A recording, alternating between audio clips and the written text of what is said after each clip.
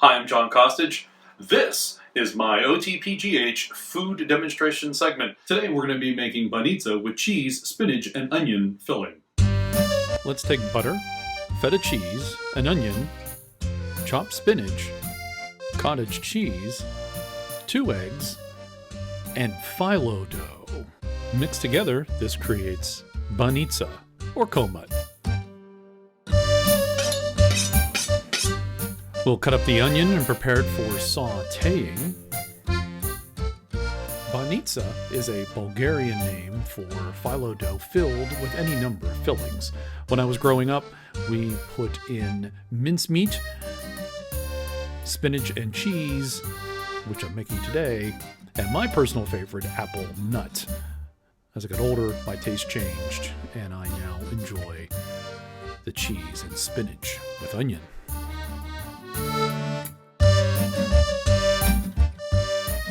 So my family, on my mother's side, comes from Bulgaria and Macedonia, and I'm Ukrainian and probably Czech on my father's side. But Banitsa is Bulgarian for komut, which is Macedonian for the Greek spanakopita. It's all the same thing. I use crumbled feta cheese, and I make sure to chop it even finer than it does in a crumbled form out of the package. Make sure to mix everything together very well to get maximum flavor.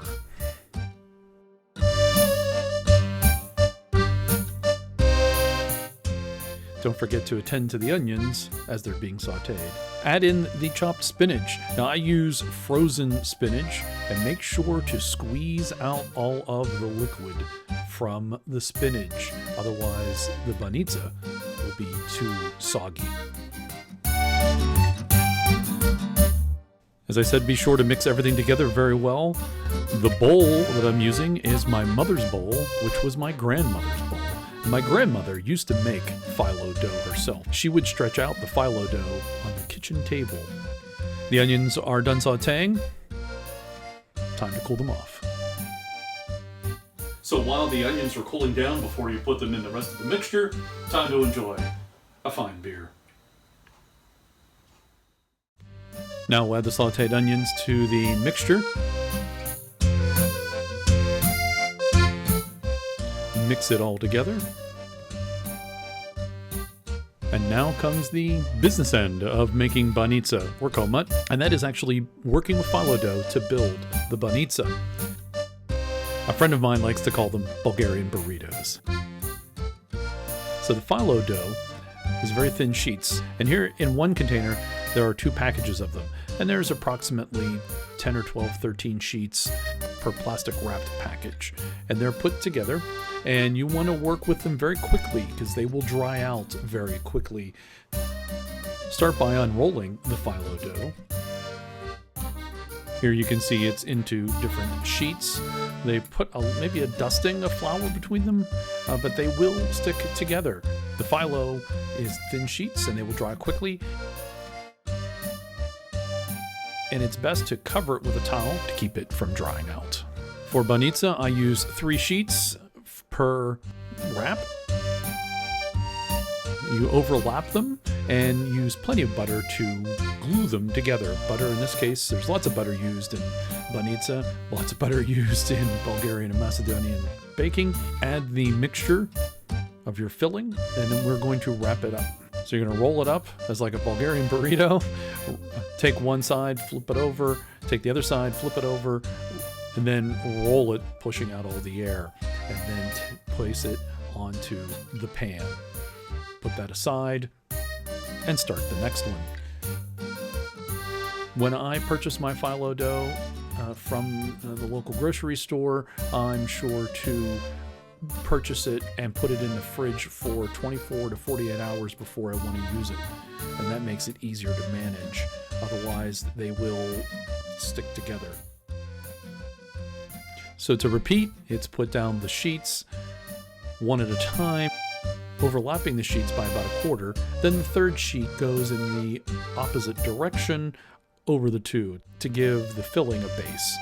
Be sure to add some butter to glue the sheets together, and then add the filling, and then roll it up into Banitza.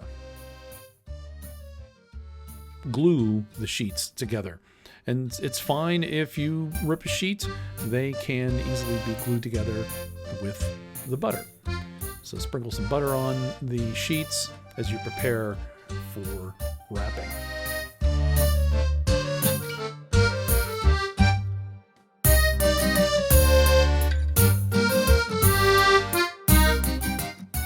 So Bulgarians and Macedonians are known for baking, or so I'm told. My grandfather, who came to the United States in 1921, emigrated from Macedonia, now called North Macedonia, had his own baking company called the New Eagle Baking Company in Glassport, Pennsylvania. And my grandmother used to make her own phyllo dough. So baking banitsa or komut is a family tradition handed down from my grandparents to my mother and now to me. Banitsa can be enjoyed any time of the day, but it's particularly good in the morning as part of your breakfast. Some will even reheat it in a toaster oven. In Bulgaria, I was in Bulgaria and Macedonia back in 2005, and you can buy banitsa off the street corner from street vendors for about 30 cents a piece, and they make them into triangles. I've never tried triangles. I grew up having them in this burrito configuration, and that's just the way it is. I learned this from my mother, but in Bulgaria, you can buy it on the street as a triangle, and those were all cheese only. One thing I've learned over time, and I need to learn every time I make banitsa, is not to load up the filling too much in every one that you make. Otherwise, you run out of filling and have leftover phyllo dough. Place the banitsa on your pan. Set the oven for about 250 degrees, and you're going to bake these for about 45 minutes.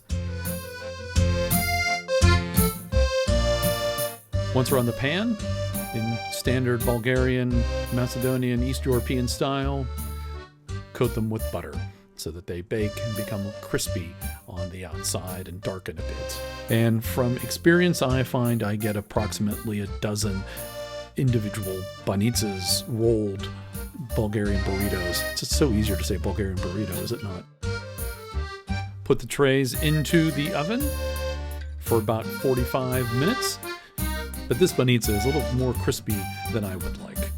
Because I got a new oven, I overbake these by about 15 minutes. And now that the banitsa has rested and cooled down a bit, it's time for presentation. Banitsa is cut on a diagonal, or as a chef friend told me once, on the bias. And then place it on the plate, and this plate is a traditional Bulgarian design plate. And yes, I will share the recipe to help spread the goodness that is Bulgarian and Macedonian food culture. So this is banitsa, maybe a little overcooked, but now enjoy.